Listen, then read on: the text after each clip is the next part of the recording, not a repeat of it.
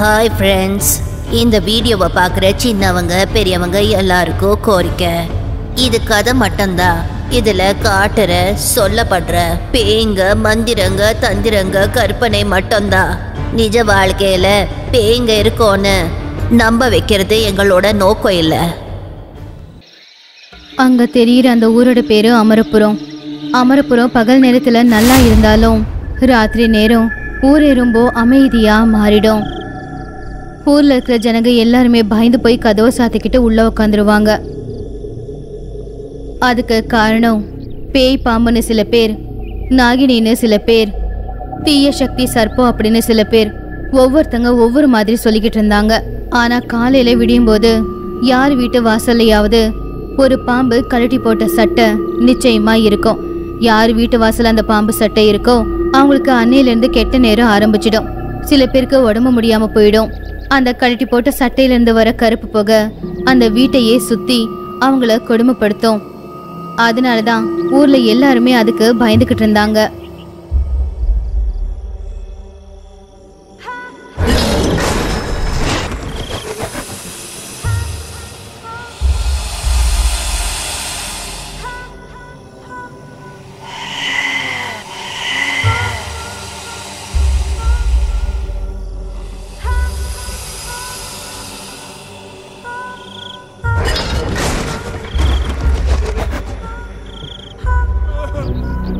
அடுத்த நாள் காலையில வீட்டு வாசல்ல இருந்த அந்த பாம்பு தோலை பார்த்து அந்த வீட்டை சேர்ந்தவன் அடுத்து தான் குடும்பத்துக்கு என்ன ஆகுமோ ஏதாகுமோ அப்படின்னு கத்திக்கிட்டு இருந்தான்.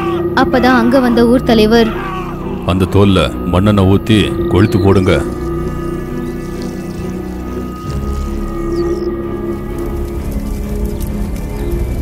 அப்படி அந்த தோலுக்கு நெருப்பு பத்த வச்ச உடனே அந்த மொத்த புகையும் ஊர் முழுக்க பரவிடுச்சு.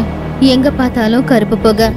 அதனால அந்த வீட்டை சேர்ந்தவன் மட்டும் இல்லை, ஏதோ விஷவாய் தாக்குன மாதிரி அந்த ஊர்ல இருக்கிற எல்லாருமே மயக்கம் போட்டு கீழே விழுந்துட்டாங்க. எழுந்திருக்கும் போது பாம்பு தோல் மாதிரி அவங்க தோல் இருந்துச்சு. இதை பார்த்து ஊர் தலைவர் கிராமத்து ஜனங்களை கூப்பிட்டாரு. இதுக்கு எப்படியாச்சும் தீர்வு கண்டுபிடிக்கணும், நம்ம ஊர்க்காரங்களை காப்பாத்தி ஆகணும் அப்படின்னு சொல்லி எத்தனையோ மந்திரவாதிகளை ஊருக்கு கூட்டிக்கிட்டு வந்தாரு. ஆனா யாராலையும் ஒரு தீர்வை சொல்ல முடியல. இது இப்படி இருக்கும்போது அந்த ஊருக்கு கமலா வந்தா. கமலா வேற யாரும் இல்ல, பிரகாஷோட தங்கச்சி. நடந்தது எல்லாம் கேள்விப்பட்டு அவ ரொம்ப கவலைப்பட்டா. அண்ணனையும் அண்ணியையும் இந்த ஊரை விட்டு எங்க ஊருக்கு வந்துருங்க அப்படின்னு கூப்பிட்டா. அப்படி எப்படி போவேன் தங்கச்சி, இங்கதான் பிறந்தோம், இங்கதான் வளர்ந்தோம். பிரச்சனை இருக்குன்னு நாம வேற ஊருக்கு போனா சிரிக்க மாட்டாங்க. ஊர் பிரச்சனைனா நம்மளோட பிரச்சனை, பிரச்சனைய நம்ம தீர்க்கணும், பார்த்து ஓடக்கூடாது. நீ சொல்றது உண்மைதான். ஆனா இந்த பிரச்சனைக்கு பெரிய பெரிய முனிவர்கள் மந்திரவாதிகளாலேயே தீர்வை கண்டுபிடிக்க முடியலையே. அப்படி இருக்கும்போது நீ என்ன பண்ண போற? அதுக்காக ஊரை விட்டு எப்படிமா போறது? 4 பேர் 4 விதமா பேச மாட்டாங்க. எங்க தலையில என்ன எழுதிருக்கோ அப்படியே நடக்கட்டும். சரி, கல்யாணத்துக்கு அப்புறம் முத தடவையா வந்திருக்க, உனக்கு பிடிச்சது எல்லாத்தையும் சமைச்சு தரேன். அப்படி சோபா கமலாவுக்காக எல்லாத்தையும் சமைச்சு கொடுத்தா. எல்லாரும் ஒன்னா சேர்ந்து உக்காந்து சாப்பிட்டுக்கிட்டு இருந்தாங்க. ராத்திரி எல்லாரும் தூங்கிக்கிட்டு இருக்கும்போது கமலாவுக்கு தூக்கம் வரல. அப்ப அவ எழுந்துச்சு ஜன்னல் வழியா வெளியே பார்த்தப்போ அவங்க எல்லாரும் பேசிக்கிட்டு இருந்த அந்த பாம்பு அந்த பக்கமா தான் போய்கிட்டு இருந்துச்சு. ரொம்பவும் தைரியசாலியான கமலா கொஞ்சம் கூட முன்ன பின்ன யோசிக்காம உடனே அந்த பாம்புக்கு பின்னாடியே போனா. ஒரு வீட்டுக்கு பக்கத்துல வந்ததும் அந்த பாம்பு அதோட தோலை அங்க விட்டு புசு புசுன்னு சொல்லி விஷத்தை கக்கி அங்க இருந்து திரும்ப வந்துருச்சு.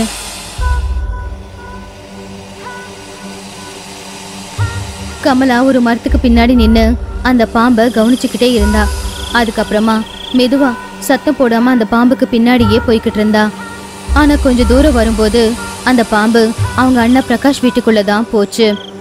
அதை பார்த்து பயந்து போய் அவ ஜன்னல் வழியா உள்ளே எட்டி பார்க்கும்போது அந்த பாம்பு நேரா பிரகாஷ் பக்கத்துல போய் படுத்துருச்சு. கொஞ்ச நேரத்துல அந்த பாம்பு சோபாவா மாறிடுச்சு. அப்போ சோபாவோட கழுத்துல எலும்புகளால செஞ்ச ஒரு மாலை இருந்துச்சு. அது ஒரு ரத்தின மாலையா மாறி போச்சு. இது எல்லாத்தையும் பார்த்தா கமலாவுக்கு கை கால் எல்லாமே நடுங்க ஆரம்பிச்சுது. என்ன இது, ஊர் பிரச்சனைன்னு நினைச்சா இது எங்க வீட்டு பிரச்சனையா? அப்படின்னா அந்த விஷப்பாம்பு எங்க அண்ணிதானா? இதுக்கு ஏதாவது தீர்வு கண்டுபிடிச்சே ஆகணும். எப்படியாவது அண்ணனை அண்ணிய இந்த ஊரை விட்டே கூட்டிட்டு போகணும் அப்படின்னு நினைச்சு அன்னைக்கு ராத்திரி முழுக்க தூங்காம அவ முழிச்சுக்கிட்டே தான் இருந்தா.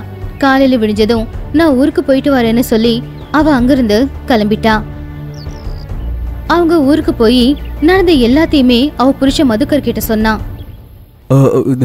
இந்த பாம்பா மாறுறதா? ஆமா, நாம என்ன பண்ண முடியும்? நீ பார்த்தது நிஜம்தானா? கனவு காண்டியா? கண்ணார பார்த்தது சொன்னா கனவுன்னு சொல்றீங்க? அண்ணியோட கழுத்துல அந்த பாம்போட எலும்பு கூட மாலை இருந்துச்சு. கொஞ்ச நேரத்துல அது ரத்தின மாலையா மாறுச்சு. அதுக்கும் இதுக்கு ஏதோ சம்பந்தம் இருக்கு. இந்த விஷயத்துல நீங்க தான் எனக்கு உதவி செய்யணும். என் அண்ணன் அண்ணி அந்த ஊஜனங்க எல்லாரையுமே காப்பாத்தணும். ஏற்கனவே ஊர்ல நிறைய பேர் இறந்து போயிட்டாங்க. சரி, ஏதோ ஒரு வழியில நான் முயற்சி பண்றேன். இந்த விஷயத்தை யாருக்குமே சொல்லாத. என்னவா இருந்தாலும் அவங்க அண்ணன் அண்ணி தானே. சரிங்க, யார்கிட்டயும் சொல்லல. புருஷன்கிட்ட சொல்லி ரொம்ப நாள் ஆனாலும் மதுக்கர் எதையும் பெருசா எடுத்துக்கிட்ட மாதிரி அவளுக்கு தோணல. அண்ணனையும் அண்ணியையும் நான் தான் காப்பாத்தியாகணும் அப்படின்னு முடிவெடுத்தா கமலா. அதனால அவ ஏதாவது செய்யணும்னு நினைச்சு ஒரு நாள் அவங்க ஊர்ல இருக்கிற ஒரு பாட்டி கிட்ட சும்மா பேசிக்கிட்டு இருக்கும்போது, ஏன் பாட்டி, இந்த பாம்புங்க மனுஷங்களுக்கு சாபம் கொடுக்கறது, தோலை விடுறது, அவங்களுக்கு கெட்ட நேரம் வர்றது, இதெல்லாம் உண்மைதானா? அப்படி இருந்தா அதுல பாதிக்கப்பட்டவங்களை காப்பாத்துறதுக்கு இந்த ஊர்ல யாராச்சும் இருக்காங்களா? ஏன் இருக்க மாட்டாங்க. இந்த உலகத்துல நமக்கு தெரிஞ்சு நடக்கிறது சில விஷயங்கள் மட்டும்தான். இந்த உலகம் ரொம்ப பெருசுமா. நமக்கு தெரியாம நிறைய விஷயங்கள் நடக்கும். நம்ம கண்ணுக்கு தெரிஞ்சதை மட்டும்தான் நாம உலகம்னு நம்பிக்கிட்டு இருக்கோம். ஆனா நம்ம கண்ணுக்கு தெரியாத உலகம் இன்னும் நிறைய இருக்கு. அது எதுக்கு? மனுஷன் பாம்பா மாறுறது, பாம்பு பேயா மாறுறது மட்டும் இல்ல. இறந்ததுக்கு அப்புறமா மனுஷன் எங்க போறான், என்னவா ஆகுறான்? ஆன்மாவா சுத்தலாம், இல்ல பேயா சுத்தலாம். அப்படிப்பட்ட ஆன்மாக்கள் பேய்களை ஓட்டுறதுக்கு எனக்கு தெரிஞ்சு ஒரே ஒருத்தங்க மட்டும்தான் இருக்காங்க. அவங்க தான் மந்திரவாதி பாட்டி. ரொம்பவும் மகிமை வாய்ந்தவங்க. மந்திரவாதி பாட்டி பேரை கேட்டாலே எந்த ஆன்மாக்களா இருந்தாலும் பேய்களா இருந்தாலும் பயந்துருவாங்க. அவங்க தலையில வேதாள கிரீடம் இருக்கு. ரொம்ப நல்லவங்க. மதிரால தான் இருக்காங்க. அப்படியா? அவ்வளவு மகிமை வாய்ந்தவங்களா அவங்க? ஆமாமா, சொல்றல, வேதாள சக்தி பொருந்தின மந்திரவாதி அவங்க. அவங்களால முடியாது அப்படிங்கிறது எதுவுமே கிடையாது. பேய், பிசாசு, ஆன்மா, பிரேதாத்மா எதுவா இருந்தாலும் விளையாடுவாங்க அவங்க கூட. அதை தெரிஞ்சுக்கிட்ட கமலா இனி தாமதிக்கிறது நல்லதில்லைன்னு உடனே பாட்டியை பார்க்கறதுக்காக கிளம்புனா.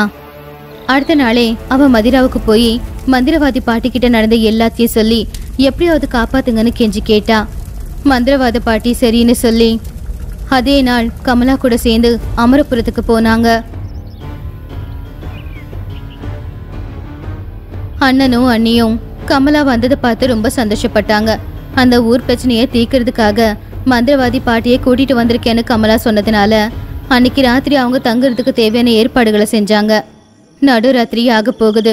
மந்திரவாதி பாட்டியும் கமலாவும் ஒரே அறையில உக்காந்து அடுத்து என்ன நடக்க போகுது அப்படின்னு பார்த்துக்கிட்டு இருந்தாங்க. கமலா மந்திரவாதி பாட்டிக்கிட்ட சொன்ன மாதிரியே அவளுடைய அண்ணியோட கழுத்துல இருந்த ரத்தின மாலை ஒரு பாம்போட எலும்பு கூட மாறுச்சு. அப்படி மாறினதும் அவளும் ஒரு பாம்போட உருவத்துக்கு மாறினா. அப்படி அவ பெரிய பாம்பா மாறி தவழ்ந்துக்கிட்டே தெருக்குள்ள நடக்க ஆரம்பிச்சா. பிரகாஷ் ஆழமான தூக்கத்துல இருந்தான். மந்திரவாதி பாட்டியும் கமலாவும் பாம்புக்கு பின்னாடியே போனாங்க. ஊரே ரொம்பவும் அமைதியா இருந்துச்சு. ஒரு இடத்துக்கு வந்ததுமே கப்ரஜமாஜோ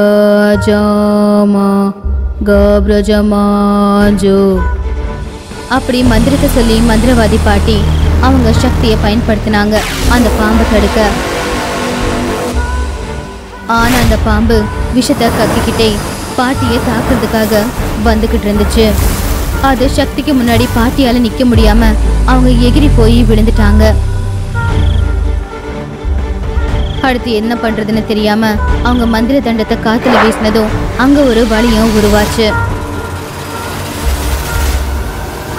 மந்திர தண்டத்திலிருந்து வந்து வெளிச்சம் அந்த பாம்பு மேல விழுந்ததும் பாம்பு திடீர்னு மனுஷியா மாறிடுச்சு. 2 பேரும் மயக்கத்துல இருந்த சோபாவை வீட்டுக்கு கூட்டிட்டு வந்து படுக்க வச்சாங்க. இது எல்லாத்துக்கும் காரணம் உங்க அண்ணியோட கழுத்துல இருக்கிற அந்த ரத்தின மாலை தான். அந்த ரத்தின மாலையை எடுத்துட்டா உங்க அண்ணிக்கு எந்த பிரச்சனையும் இருக்காது. சரிங்க பாட்டி அப்படின்னு சொல்லி மயக்கத்துல இருந்த சோபாவோட கழுத்துல இருக்கிற அந்த ரத்தின மாலையை அவங்க எடுத்துட்டாங்க. ஆனா எடுத்த உடனே அது காத்துல பறந்து மறுபடியும் சோபா கழுத்துல போய் உட்காந்துக்குச்சு. இதை எல்லாத்தையுமே மந்திரவாதி பாட்டியும் கமலாவும் ஆச்சரியமா பார்த்துக்கிட்டு இருந்தாங்க. நாம நினைச்ச மாதிரி இது ஒன்றும் சாதாரண மாலை இல்லை. இந்த மாலை ஏது எங்கிருந்து வந்துச்சுன்னு முழுசா தெரியாத வரைக்கும் உன்னுடைய அண்ணியை என்னால காப்பாற்ற முடியாது. என் அன்னைக்கு இந்த மாலையை கொடுத்தது நான் தான். அப்படியா? இந்த மாலை உனக்கு எப்படி கிடைச்சது? இது என்னோட புருஷன் மூலமா தான் எனக்கு கிடைச்சது. நான் எங்க அண்ணியோட கல்யாணத்துக்கு பரிசா இதை கொடுத்தேன். அப்படின்னா இந்த மாலையோட ரகசியம் எல்லாம் உன் புருஷனுக்கு நிச்சயமா தெரியும். அப்படி அடுத்த நாள் 2 பேரும் சேர்ந்து சூரஜ்பூருக்கு போனாங்க. மதுக்கர் கிட்ட கேட்டாங்க, இந்த மாலையோட ரகசியம் என்ன? அது உனக்கு முழுசா தெரியும், ஒழுங்கா சொல்லிடு. அங்க இந்த மாலையால நிறைய பேர் செத்துக்கிட்டு இருக்காங்க. சொல்ற பாட்டி சொல்றேன். இத்தனை நாள் அந்த பிரச்சனைக்கு தீர்வு கிடைக்காம என் மனசுக்குள்ள நான் அழுதுகிட்டு இருக்கேன்.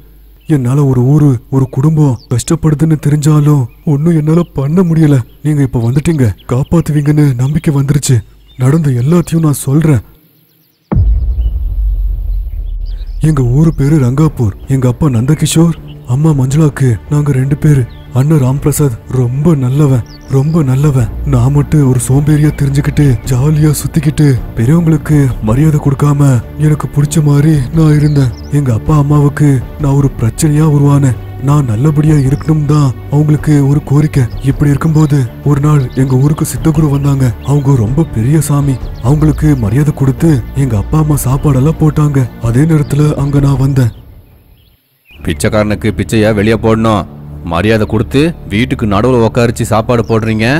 மரியாதையா பேசு மதுக்கர், அவரு நமக்காக வந்திருக்காரு. விருந்தாளி பிச்சைக்காரனா இருந்தாலும் பெரிய ஆளா இருந்தாலும் வீட்டுக்குள்ள கூப்பிட்டு சாப்பாடு போடுறதா கலாச்சாரம். நீ நினைக்கிற மாதிரி நான் பிச்சைக்காரன் இல்லப்பா. மத்தவங்க வீட்டுல சாப்பிட்றவன் பிச்சைக்காரனா இருக்காம பணக்காரனா? அப்படியா? சரி, அப்படின்னா நீயும் கூட என்ன மாதிரியே பிச்சை எடுப்ப. இது கண்டிப்பா நடக்கும். பிச்சை எடுத்து சாப்பிட்டுக்கிட்டே இருக்க நீ இவ்வளவு திமிரு காட்டுறியா? என் வீட்லயே சாப்பிட்டு எனக்கே சாப விடுறியா? இது சாபம் இல்லப்பா, நீ நல்லவனாகிறதுக்கு ஒரு வாய்ப்பு. நீ சாபமா ஏத்துக்கிட்டா அது சாபமாகும். எப்படி பேசுறான் பாரு. மரியாதையா இங்கிருந்து ஓடி போயிரு, போ வெளியில. இன்னொரு வார்த்தை பேசுன மரியாதை கேட்டுரும். புள்ளன்னு கூட பார்க்க மாட்டேன். விருந்தாளி, அதுவும் சித்தகுரு, அவங்கள போய் மரியாதை இல்லாம பேசுவியா நீ? பையனு கூட பார்க்காம உன்னையே வீட்டை விட்டு துரத்தி விட்டுருவேன், ஜாக்கிரதை. அந்த பேச்சு எனக்கு கோபம் வந்துருச்சு. ஒரு பிச்சைக்காரனுக்கு முன்னாடி என்னோட மரியாதையை எடுத்துட்டாங்கன்னு நினைச்சு வீட்டுல இருந்து வெளியே வந்துட்டேன். சாமி, என் புள்ள பண்ணதை பெருசா எடுத்துக்காதீங்க. அவன் எந்த வேலை வெட்டிக்கு போகாம சும்மா ஊரை சுத்திக்கிட்டு பெரியவங்கள மதிக்க மாட்டேங்கிறான். எங்களுக்கு அவன் பிரச்சனையா தான் இருக்கான். சின்ன வயசுதானே, அப்படிதான் இருப்பான். ஆனா அந்த சித்தகுரு வயிறார சாப்பிட்டு வெளியே போகும்போது எனக்கு வயிறு நிறைய சாப்பாடு போட்டீங்க. நீங்க கேட்ட வரத்தை நான் கொடுக்கறேன். சொல்லுங்க, உங்களுக்கு என்ன வேணும்? எங்களுக்கு எந்த வரமும் வேண்டாம் சாமி. உங்ககிட்ட தப்பா நடந்துகிட்ட எங்க புள்ளைக்கு அறிவு வர்றதுக்கு ஏதாவது பண்ணுங்க போதும். எனக்கு வயிறு நிறைஞ்சாலும் உங்களுக்கு நான் வரத்தை கொடுக்கறேன், உங்க பையனுக்கு இல்ல. அதனால உங்களுக்கு என்ன தேவையோ கேளுங்க. சாமியோட அருளால, குருவோட அருளால எங்களுக்கு பிரச்சனை இல்ல. கஷ்டப்பட்டு வேலை பார்க்குறோம், வயிறு நிறைய சாப்பிடுறோம், நல்லா தூங்குறோம். எங்களுக்கு இருக்கிற பிரச்சனைய எங்க சின்ன பையன் மதுக்கர், அவன் நல்லவனா மாறதுக்கு ஏதாச்சும் ஒரு வரத்தை கொடுங்க சாமி. நான் முதலையே சொன்னேன், உங்களுக்கு ஏதாச்சும் கேளுங்க. அவனுக்கு வரத்தை கொடுக்க முடியாது. சித்தகுரு அவ்வளவு சொன்னாலும் கூட நான் நல்லவனா இருக்கணும்னு அவங்க சாமி கிட்ட கேட்டதுனால. சரி, நீங்க எவ்வளவு கேக்குறீங்க, என்னால முடிஞ்சதை நான் பண்றேன். இப்படி அவங்க பையிலிருந்து ஒரு ரத்தின மாலையா அவங்க கொடுத்தாங்க. இந்த ரத்தின மாலைய உங்க சாமி அறையில ஒரு மூலையில வைங்க. அதுக்கு தினமும் பக்தியா பூஜை பண்ணுங்க. உங்களுக்கு எல்லாமே நல்லபடியா நடக்கும். ஜாக்கிரதை, இந்த மாலை எப்பவுமே சாமி அறையில மட்டும்தான் வைக்கணும். கழுத்துல போடவே கூடாது. அப்படி போட்டீங்கன்னா ஆபத்து உண்டாகும். அதனால இத கழுத்துல போடாதீங்க. இத ஒரு மகிமையுள்ள ஒரு மாலையா பாருங்க.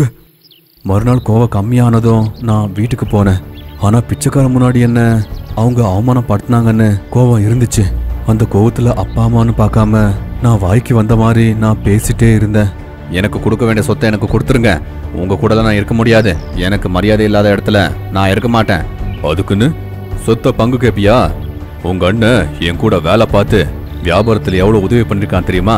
இந்த வயசுல நான் ஓய்வெடுக்கணும். நான் வீட்லயே இருக்கேன். உங்க அண்ணனுக்கு உதவியான இரு. 2 பேரும் சேர்ந்து வியாபாரத்தை அதிகமாக்குங்க. அப்படின்னா அண்ணாக்கு கீழே நான் வேலை பார்க்கணுமா? நானும் முதலாளி ஆகக்கூடாதா? ஒருத்தன் கீழே நான் வேலை பார்க்கவே மாட்டேன். எனக்கு வர்றதை எனக்கு கொடுத்துருங்க. நான் வியாபாரத்தை பார்த்துட்டு நான் போறேன். உங்களுக்கு தொந்தரவு கொடுக்க மாட்டேன். உங்க வீட்டுக்கு வர மாட்டேன். தம்பி, உங்க வீடு எங்க வீடுன்னு என்னப்பா பேசுற? இதெல்லாம் ரொம்ப பெரிய தப்புப்பா. இந்த வயசுல அப்பா அம்மாவுக்கு பாரமா இருக்க கூடாது. சரி, நீயே வியாபாரத்தை பாத்துக்கோ. உனக்கு உதவியா நான் இருக்கேன். ஒன்னும் தேவையில்லை. அப்படி பண்ணா ஊருக்குள்ள எப்படி பேசுவாங்க தெரியுமா? அண்ணா கொடுத்த பிச்சையால வாழ்றான்னு சொல்லுவாங்க. அதெல்லாம் எனக்கு தேவையில்லை. எனக்கு திறமை இருக்கு. உங்களை விட நான் அதிகமா சம்பாரிச்சு காட்டுறேன். எனக்கு வர வேண்டிய சொத்தை எனக்கு கொடுத்துருங்க. நீங்க செத்ததும் அதை கொடுக்கணும் தானே? இவன் எந்த அளவுக்கு பேசுறானா? திமிரு நெத்திக்கு ஏறிடுச்சு போல. சரி, இவன் சொல்ற மாதிரியே செய்யுங்க. அவன் என்ன கேக்குறானோ அதை கொடுங்க. என் பேச்சு கேட்டு எங்க அப்பா அம்மா மனசு உடைஞ்சிருச்சு. 2 பேருக்கும் சமானமா சொத்தை பங்கு போட்டாங்க. அன்னிலிருந்து அந்த ஊரை விட்டு நான் பக்கத்து ஊருக்கு போயிட்டேன். எனக்கு வந்த சொத்தை எல்லாத்தையும் நான் வித்துட்டு அந்த காசை எடுத்துக்கிட்டு குலாப்கிரிக்கு நான் போனேன். அந்த ஊர்ல துணி வியாபாரத்தை நான் ஆரம்பிச்சேன். எனக்கு அதுல அனுபவமே இல்ல. அதனால வியாபாரத்தை நான் நல்லபடியா பண்ண முடியல. துணி வாங்க வந்தவங்க கிட்ட நான் அப்பப்போ சண்டை போட்டுட்டே இருப்பேன். வியாபாரத்துல எனக்கு பெரிய நஷ்டம். 2 வருஷம் கடந்ததும் எனக்கு கொடுத்த சொத்து எல்லாமே கற்பூர மாதிரி எரிஞ்சிருச்சு. உடம்புல துணியை தவிர என்கிட்ட ஒண்ணுமே இருக்கல. என்ன பண்ணணும்னு புரியல. ஆனா எனக்கு திமிரு மட்டும் கம்மி ஆகல. மறுபடியும் ஊருக்கு போனேன். எங்க அப்பா அம்மா கிட்ட போனேன். போய் பார்க்கும்போது அவங்க பெரிய பணக்காரனா ஆயிட்டாங்க. அவங்க பணக்காரனா ஆகுறதுக்கு முக்கியமான காரணம் சித்தகுரு கொடுத்த மாயாரத்தினம் மாலைன்னு சந்தேகம் வந்துச்சு. அந்த மாலை வந்ததும் தான் அவங்க என்ன தொட்டாலும் தங்கமா மாறுச்சு. அப்படி இருக்கும்போது அந்த மாலை என்கிட்ட இருந்துச்சுன்னா எனக்கு ரொம்ப நல்லதுன்னு நான் நினைச்சேன். மொத்த சொத்தையும் விட்டு நான் பின்னாடி வந்தாலும் அப்ப கூட எங்க அப்பா அம்மா ஆறுதல் சொன்னாங்க. எங்க அண்ணா கூட என்ன ரொம்ப பாசமா பாத்துக்கிட்டா. காசு போனா போச்சு விடு. நல்ல மனசோட நீ மறுபடியும் வந்த இல்ல, அது போதும் விடுப்பா. நமக்கு எவ்வளவு வியாபாரம் இருக்கு, அதுல ஒண்ணு நீ பாத்துக்கோ. சரியா? சரி அண்ணா, நான் பண்ண தப்ப நீ மன்னிச்சிட்ட இல்ல, எனக்கு அதுவே போதும். நான் வாயால மட்டும்தான் அப்படி சொன்னேன். அவங்க இப்படி வளர்ந்ததை என்னால ஜீர்ணிக்க முடியல. எங்க அண்ணன் என்னோட பெரியவனானதும் எனக்கு கொஞ்சம் கூட பிடிக்கல. அந்த மாயா ரத்தின மாலையாலத்தான் இதெல்லாமே நடந்துச்சுன்னு நான் கெட்டியா நம்பினேன். அப்பல இருந்து சரியான நேரத்துக்காக நான் காத்துக்கிட்டே இருந்தேன். ஒரு ராத்திரி எல்லாரும் தூங்கிட்டே இருந்தாங்க.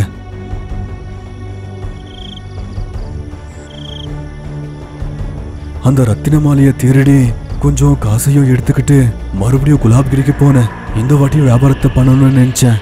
அதிர்ஷ்டம் கண்டிப்பா வரும்னு அந்த ரத்தின மாலைய கழுத்துல போட்டுட்டு தானிய வியாபாரத்தை ஆரம்பிச்சேன். அதை எப்ப போட்டேனோ அப்பல இருந்து ராத்திரி மூச்சு விட முடியாது. அப்படியே துடிச்சுக்கிட்டே இருப்பேன். அப்படியே எனக்கு மயக்கம் வந்துடும். காலையில பார்க்கும்போது ஒண்ணுமே ஞாபகம் இருக்காது. உயிரே போன மாதிரி ஆயிடும். அப்பல இருந்துதான் ஊருக்குள்ள ராத்திரி ஒரு பிசாசு பாம்பு சுத்திக்கிட்டே இருக்குன்னு கேள்விப்பட்டேன். அது என்னன்னு எனக்கு அப்போ புரியல. நான் ஆரம்பிச்ச வியாபாரம் கூட மறுபடியும் நஷ்டம். மறுபடியும் எந்த முகத்தை வச்சு வீட்டுக்கு போவேன்? வீட்டுக்கு போக முடியாம அங்கேயே உக்காந்த. உடம்புல துணி, கழுத்துல அந்த மாலை. கடைசியா அதே ஊர்ல பிச்சை எடுத்து பழப்ப ஓட்டிக்கிட்டே இருக்கேன். இப்படி இருக்கும்போது இங்கிருந்து கொஞ்ச தூரத்துல அமரபுராங்கிற ஒரு 2 அண்ணன் தங்கச்சி இருக்காங்க. பிரகாஷ், கமலா. அவங்களுக்கு அப்பா அம்மா சின்ன வயசுலயே இறந்துட்டாங்க. எல்லாமே பிரகாஷ் தான். கமலாவை ரொம்ப செல்லமா வளர்த்துருந்தாங்க. கமலாவுக்கு அண்ணானா ரொம்ப உயிர். ஆனா பிரகாஷ் சோபாங்கிற ஒரு பொண்ணை காதலிச்சுட்டே இருந்தான். ஆனா சோபா கிட்ட தன்னோட காதலை சொல்றதுக்கு பிரகாஷுக்கு தைரியமே இல்ல. எதுக்குன்னா பிரகாஷுக்கு இருக்கிறதுக்கு வீட விட்டா ஒரு சொத்தும் இல்ல. ரெக்கார்ட்னாலும் பறக்க முடியாத மாதிரி. தினமும் வயல்ல வேலை பார்த்தாலும் கூட வயிறு நிறைய அவங்க சாப்பிடல. இங்க சோபா கூட ஏழை பொண்ணுதான். அண்ணாவோட காதல் பத்தி தங்கச்சிக்கு தெரிஞ்சுச்சு. எப்படியாச்சும் அண்ணாவுக்கு சோபா கூட கல்யாணம் பண்ணி வைக்கணும்னு நினைச்சான். கொஞ்ச நாட்களுக்கு அப்புறம் சோபா கிட்ட போய் இந்த விஷயத்த அவ சொன்னா. ஷோபா, நீ கட்டிக்க போறவன் எப்படி இருக்குன்னு நீ ஆசைப்படுற சொல்லு. உனக்கு ஒரு நல்ல சம்மதத்தை பாக்குறேன். உனக்கே கல்யாணம் ஆகல, நீ எனக்கு கல்யாணம் பண்ணி வைக்கிற அளவுக்கு பெரியவளாயிட்டியா முந்திரி கொட்டை? சொல்லு ஷோபா, நீ கட்டிக்க போறவன் எப்படி இருக்கணும் அப்படின்னு நீ ஆசைப்படுற? சரி, நீ கேக்குறதுனால சொல்ற. பெருசா எந்த ஆசையும் எனக்கு இல்ல. ஆனா சின்ன வயசுல இருந்து ஒரு ரத்தின மாலைய கழுத்துல போட்டுக்கணும் அப்படிங்கறது எனக்கு ரொம்ப ஆசை. அந்த ரத்தின மாலைய வாங்கி தரவன நான் கல்யாணம் பண்ணிக்கிறேன். வாழ்க்கை பூரா நான் அவன் கூடவே இருக்கேன். ரத்தின மாலையா? அடியே, பெரிய ஆசைதான். ரத்தின மாலை வாங்குறதுன்னா அவ்வளவு சாதாரண விஷயமா? அது என்னமோ உண்மைதான். ஆனா என்னவோ சின்ன வயசுல இருந்து ரத்தின மாலை போட்டுக்கணும்ன்ற ஆசை போகவே இல்ல. சரி சரி, அப்படி அவனாவது கிடைச்சா உன்கிட்ட அனுப்புறேன் அப்படின்னு சொல்லி அங்கிருந்து போயிட்டா. அட கடவுளே, ஷோபாவை எங்க அண்ணன் கட்டிக்கணும்னா ரத்தின மாலையை போட்டாகணுமா? எங்க கிட்ட இருக்கிறதுக்கு இந்த ஒரு வீடை விட்டா வேற எதுவுமே கிடையாதே. இப்படி சோகமா உக்காந்தா. அவங்க அண்ணாவுக்கு சோபாவை கட்டி வைக்க முடியாதன்னு அவ வருத்தப்பட்டுட்டே இருப்பா. அங்க குலாப்கிரியில என்னோட பிரச்சனையும் பெரிய பிரச்சனை. ஒரு நாள் சாப்பாடு கிடைச்சா மறுநாள் கிடைக்காது. அப்பா அம்மாவை விட்டு வர்றது எவ்வளோ பெரிய தப்புன்னு எனக்கு புரிஞ்சு போச்சு. அப்படியே அந்த ரத்தின மாலையால தான் இதெல்லாமே நடந்துச்சுன்னு தினமும் அதை கழுத்துல இருந்து கழட்டி நான் தூக்கி வீசிட்டே இருப்பேன்.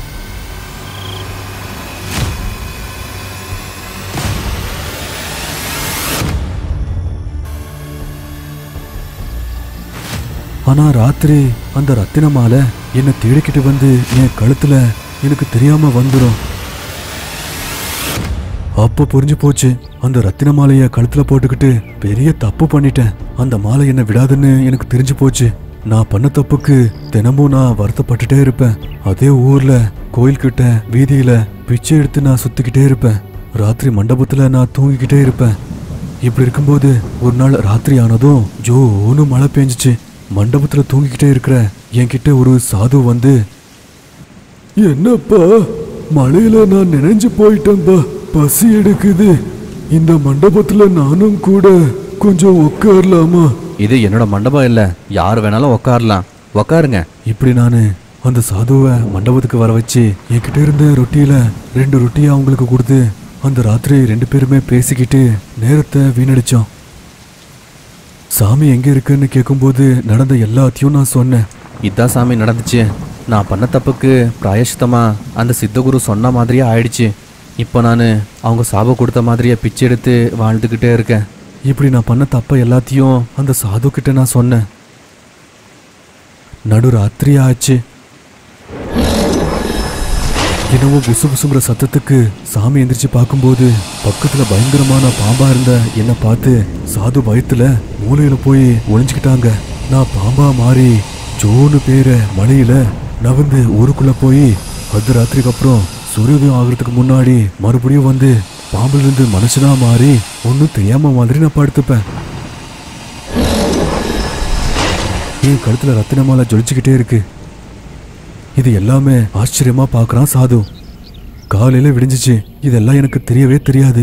எந்திரிச்ச நானு, சாமி ராத்திரி நல்லா தூங்குனீங்களா? அந்த சாமி ராத்திரி பார்த்த எல்லாத்தையும் சொன்னாங்க. எனக்கு ஒன்றும் ஞாபகம் இல்லை. இந்த மாலைய எங்க வீட்டில் திருடி எடுத்துட்டு வந்தேன். அன்னிலிருந்து ராத்திரியானா மூச்சு வாங்க முடியல.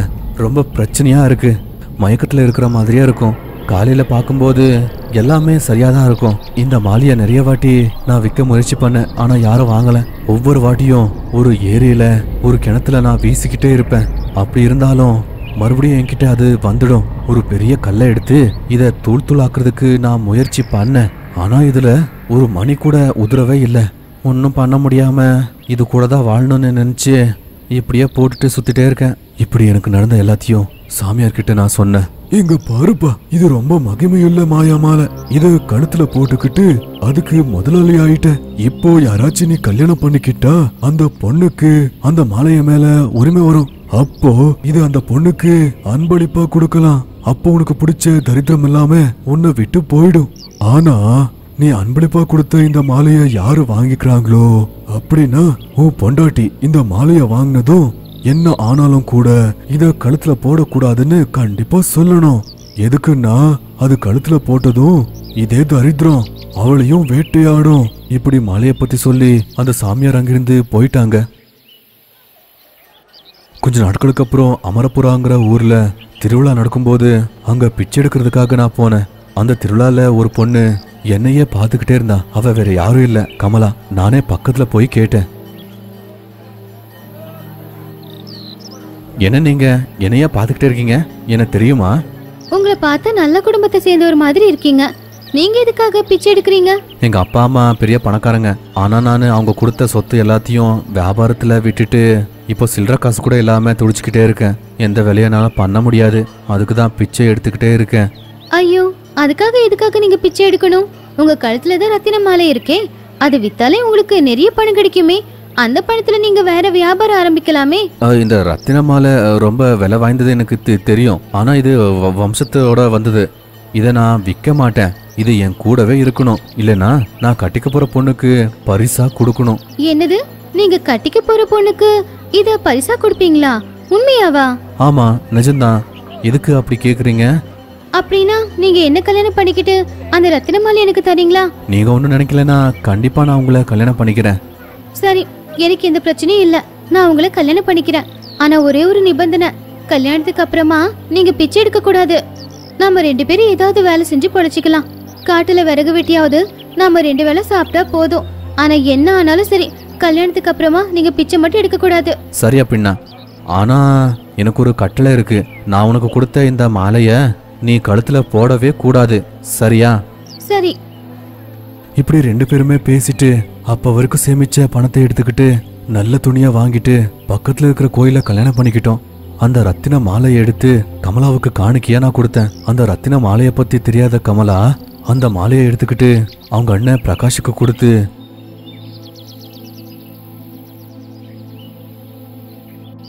அண்ணா, இந்த ரத்தின மாலைய நீ சோபாவுக்கு பரிசா கொடு.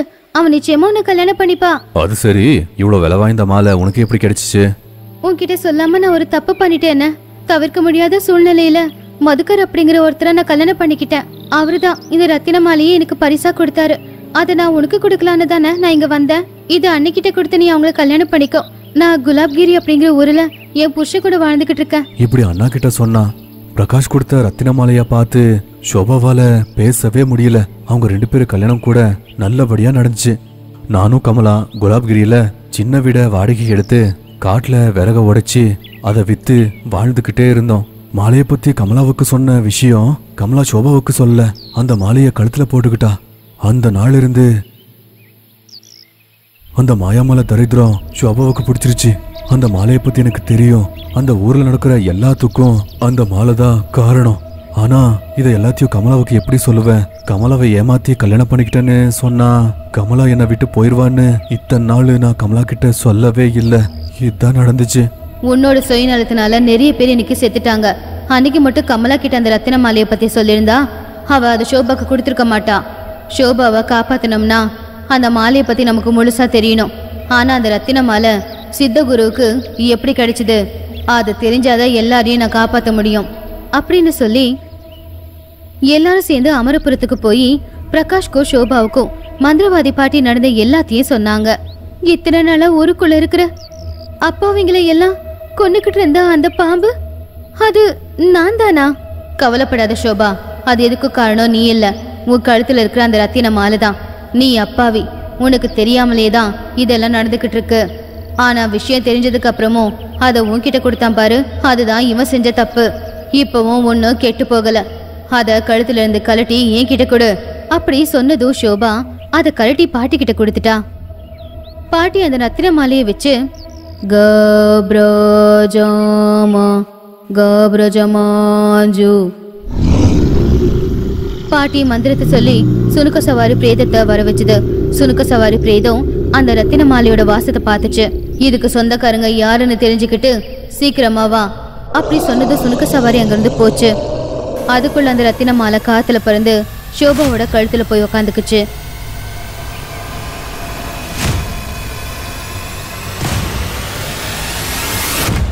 இந்த ரத்தின மாலை உன்னை விட்டு வைக்காத போல சோபா, அதுக்காக நீ என்ன முயற்சி பண்ணாலும் அது உன்னை விடாது. அதுக்குள்ள சுனுக்க சவாரி பிரேத்தம் சித்தகுரு இருக்கிற இடத்துக்கு போய் அவர் இருக்கிற இடத்த கண்டுபிடிச்சு அதை பாட்டிக்கிட்ட சொல்ல போச்சு. ககன வாயு மேகம் பெக்க பெக்கா ரை ரை விஹங்க திவ்ய தேஜம் பெக்க பெக்கா ரை ரை பெக்க பெக்கான மந்திரத்தை சொல்லி சுனுக்க சவாரி பிரேதத்துக்கு பின்னாடியே மந்திரவாதி பாட்டியும் காத்துல பறந்து போய்கிட்டு இருந்தாங்க. அப்படி அந்த சுனுக்க சவாரி பிரேதத்துக்கு பின்னாடியே போய் சித்தகுருவை சந்திச்சு விஷயத்த சொல்லி அந்த மாலை உங்களுக்கு எங்க கிடைச்சது, எப்படி கிடைச்சது, எல்லா விவரத்தையும் சொல்லுங்க அப்படின்னு கேட்டாங்க. அந்த மாலையால எவ்வளோ பெரிய பிரச்சனை வரும்னு நினைக்கல. அந்த மாலை ஒரு இடத்துல எனக்கு கிடைச்சது. அந்த மாலையை பத்தி எனக்கும் கூட தெரியாது. சரி, அப்படின்னா என் சக்தியால அந்த மாலையோட ரகசியம் என்னங்கிறத நான் தெரிஞ்சுக்கிறேன் அப்படின்னு சொல்லி அமரபுரத்துக்கு வந்து சோபா கழுத்துல இருக்கிற ரத்தின மாலையை எடுத்து கோலம் போட்டு மந்திரத்தை சொன்னாங்க. ஆனா மந்திரத்தை சொல்றதுக்கு முன்னாடியே கோலத்துல இருந்த அந்த ரத்தின மாலை மறுபடியும் சோபாவோட கழுத்துக்கே போயிடுச்சு.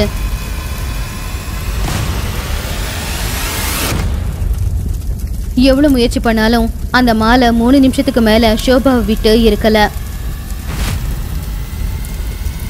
கடைசியில வேற வழி இல்லாம பாட்டி குள்ள பேயையும் பூனை பேயையும் வர சொன்னாங்க. குள்ள பேயே பூனை பேயே எங்க இருந்தாலும் வாங்க. बूम बगनी बुगते बग बाजरे हम हरणे करते कड़ा काजरे बूम बच स्वाहा वरते मरते कड़ते स्वाहा कुश स्वाहा.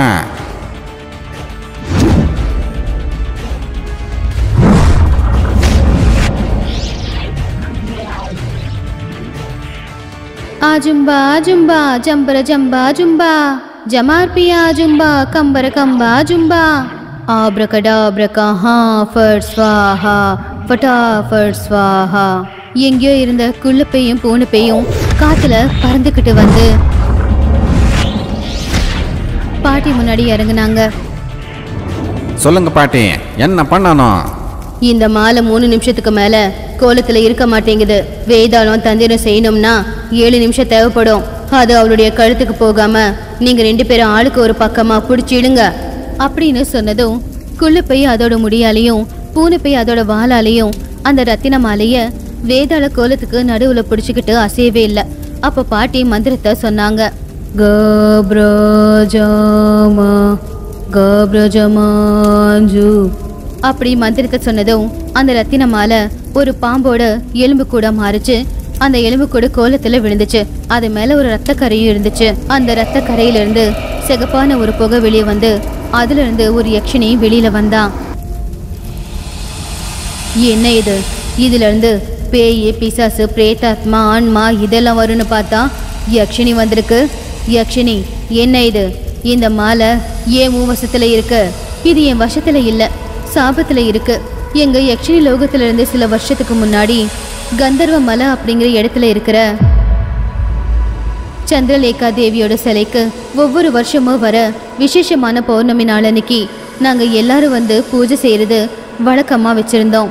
அப்படி வந்த என்ன ஒரு கொசு கடிச்சு என் ரத்தம் அந்த கொசுக்குள்ள போயிடுச்சு. தப்பு பண்ணிட்ட கொசுவே, அது யக்ஷினி ரத்தம். அது நீ ஜீர்ணிக்க முடியாது, உன்னால வயிற்றுக்குள்ளாரி வச்சுக்க முடியாது. தப்பு பண்ணிட்ட. என் ரத்தத்துக்கு எப்பவுமே ஒரு சாபம் இருக்கு. அதை கும்பிட்டா நல்லது நடக்கும், உடம்புல பட்டா கெட்டது நடக்கும். அந்த கொசு அங்கிருந்து பறந்து போச்சு. அப்படி பறந்து போன கொசுவை ஒரு 8 கால பூச்சி தின்னுடுச்சு. அந்த 8 கால பூச்சிய ஒரு தவளை முழுங்கிடுச்சு. அந்த தவளைய ஒரு பாம்பு முழுங்கிடுச்சு. அந்த பாம்போட உடம்புக்குள்ள என் ரத்தம் ஜீரணமாகாம அது தவிச்சுக்கிட்டே ஒரு வறண்ட பூமிக்கு போய் செத்து போச்சு. அதோட எலும்பு கூடுல என்னுடைய ரத்தம் அப்படியே ஒட்டிக்கிட்டு இருந்துச்சு. அந்த எலும்பு கூட்டுக்கு மேல என் ரத்தம் இருக்கிறதுனால அது பகல் நேரத்துல ஒரு மந்திர ரத்தின மாலையா மாறிடுச்சு. ஆனா ராத்திரியில பாம்போட எலும்பு கூட மாறிடும். அதுக்கு என்னுடைய சாபம் ஒட்டிக்கிச்சு. அதை போட்டுக்கிட்டவங்க என் சாபத்தினால பாம்பா மாறி தோலையும் கலட்டி விட்டுக்கிட்டு இருக்காங்க. அந்த தோல்ல இருக்கிற விஷத்தினாலதான் நிறைய பேருக்கு உடம்பு முடியாம ஆகுது. அதை தாங்கிக்க முடியாம நிறைய பேர் செத்தும் இருக்காங்க. அப்படின்னா இதுக்கு என்னதான் வழி? இந்த ரத்தின மாலையை ஒழிக்கிறதுக்கு என்னதான் வழி இருக்கு? என்னுடைய ரத்தத்துக்கு எப்பவுமே சாவு இல்லை, ஆனா அந்த ரத்தின மாலை எப்பவுமே ஆபத்து தான். நான் சொல்ற மாதிரி செய்யுங்க. அப்படி என்ன செய்யணும்னு சொல்லி அந்த யக்ஷினி மறைஞ்சு போச்சு. உடனே கிராமத்தோட தலைவரை சந்திச்சு யக்ஷினி சொன்ன மாதிரியே மேற்கு திசையில இருக்கிற மலைக்கு குள்ள பேயும் கிழக்கு திசையில இருக்கிற மலைக்கு பூனை பேயும் போய் நாகசிலைங்களை எடுத்துட்டு வந்தாங்க. அந்த 2 நாகசிலையையும் ஊர் எல்லையில வச்சு அந்த 2 சிலைக்கும் நல்லபடியா கல்யாணமும் பண்ணி வச்சாங்க. அதுக்கப்புறமா ஷோபாவை கழுத்துல இருக்கிற அந்த ரத்தின மாலையை எடுத்து அதுல இருக்கிற ஒரு பாம்போட சிலைக்கு போட்டா. ஷோபா கழுத்துல இருந்து அந்த மாலையை எடுத்து 3 நிமிஷம் தாண்டினாலும் அது திரும்ப ஷோபாவோட கழுத்துக்கு வரல. அதனால எல்லாரும் சந்தோஷப்பட்டாங்க. அதுக்கப்புறம் அந்த மாலையை எடுத்துக்கிட்டு பையில போட்டுக்கிட்டு மந்திரவாதி பாட்டி மதுரா கிளம்புனாங்க. இந்த ரத்தின மாலை ஜனங்க நடமாடுற இடத்துல இருந்தா என்னைக்குமே ஆபத்து தான். யாராவது மறுபடியும் இந்த ரத்தின மாலையை கழுத்துல போட்டுக்கிட்டாங்கன்னா அப்புறம் எல்லாம் மறுபடியும் நடக்கும். இது என்கிட்ட இருக்கிறது தான் நல்லது அப்படின்னு சொல்லி பாட்டி அந்த மந்திர மாலையை எடுத்துக்கிட்டு குள்ள பேய் பூனை பேய் கூட சேர்ந்து மதுராவுக்கு போனாங்க. அதுக்கப்புறமா மதுக்கர் கமலாவை கூப்பிட்டுக்கிட்டு அவனுடைய அப்பா அம்மா கிட்ட போனான். அன்னையிலிருந்து அண்ணனுக்கு ஏத்தாப்புல நடந்துக்கிட்டு அப்பா அம்மாவும் மதிச்சு வயசானவங்களுக்கு மதிப்பு கொடுத்து அங்கே வியாபாரம் செஞ்சு அவனும் நிலையா நின்னுட்டான். அப்படி ஷோபா ராஜேஷும் நல்லபடியா வாழ்ந்துகிட்டு இருந்தாங்க. கமலா மதுக்கர் கூட நல்லபடியா வாழ்ந்துகிட்டு இருந்தாங்க. அமர்புரத்துல பேயோட தொல்லை இல்ல அப்படிங்கறதுனால ஜனங்க எல்லாரும் ரொம்ப சந்தோஷமா இருந்தாங்க. மதுக்கர் அவன் கஷ்டப்பட்டு சம்பாதிச்ச பணத்துல 2 ரத்தின மாலைய பண்ண சொல்லி ஒன்ன தான் பொண்டாட்டிக்கும் இன்னொரு மாலைய ஷோபாவுக்கு பரிசா கொடுக்கலாம் அப்படின்னு அமரபுரத்துக்கு கிளம்புனான். அவங்க கையில இருந்த ரத்தின மாலைய பார்த்த உடனே ஷோபாவுக்கு கை கால் எல்லாம் நடுங்குச்சு. ஐயோ, மறுபடியும் ரத்தின மாலையா? நான் போட்டுக்க மாட்டேன் இத. கவலைப்படாத தங்கச்சி, இது அந்த ரத்தின மாலை இல்ல. நான் கஷ்டப்பட்டு உழைச்சு சம்பாரிச்சு வாங்கின ரத்தின மாலை, மாயா ரத்தின மாலை இல்ல அப்படின்னு சொன்னதும் எல்லாரும் சிரிச்சாங்க.